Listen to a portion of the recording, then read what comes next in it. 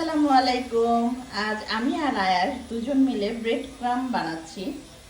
এখানে তার জন্য নিয়ে নিয়েছি কিছু ব্রেড, ছোট ছোট টুকরা করে নিয়েছি। এখন এই ব্রেডগুলোকে আমি সবগুলোকে ব্লেন্ড করে নিব। এই যে দেখুন, আয়াসও দেখাচ্ছে, ছোট ছোট টুকরা করে নিয়েছি। সবগুলোকে গুঁড়ো করে নিব। এই যে দেখুন, ব্লেন্ডারে গুঁড়োগুলো এমন হবে। আমি আরেকটু ব্লেন্ড করে নিচ্ছি যাতে আরেকটু ভালো করে গুঁড়ো হয়। আমার সবগুলো ব্রেড গুঁড়া করা হয়ে গেছে। এখন সবগুলো দেখুন কত ঝরঝরে হয়েছে। 5 পিস ব্রেড দিয়ে এইটুকু হয়েছে, যেগুলো বাজারে কিনতে গেলে অনেক টাকা লাগবে। আপনারা ঘরেই বানিয়ে নিতে পারেন। আমি একটা প্যান বসিয়ে নিয়েছি। প্যানটা গরম হয়ে আসলে চুলার আঁচটা একেবারে লো হিটে দিয়ে দিতে হবে। লো হিটে দেওয়ার পর আমরা সবগুলো ব্রেড ক্রাম্ব এর মধ্যে দিয়ে দিচ্ছি।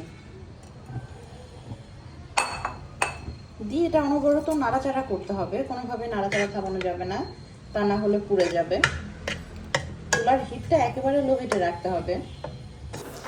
5-7 মিনিট পর আমার এই পাউরুটির গুঁড়োগুলো অনেকটাই বাদামি কালার হয়ে এসেছে এবং প্রত্যেকটা ঝরঝরে হয়েছে। তার মানে হচ্ছে এটা টোটালি কমপ্লিট হয়ে গেছে। আমি এখন চুলা থেকে নামিয়ে ঠান্ডা করে একটি কাচের কোটায় ভরে রেখেছি। এটা অনেক দিন থাকবে। আপনারাও এরকমভাবে সংগ্রহ করতে পারেন, অনেক দিন ভালো থাকে এটা।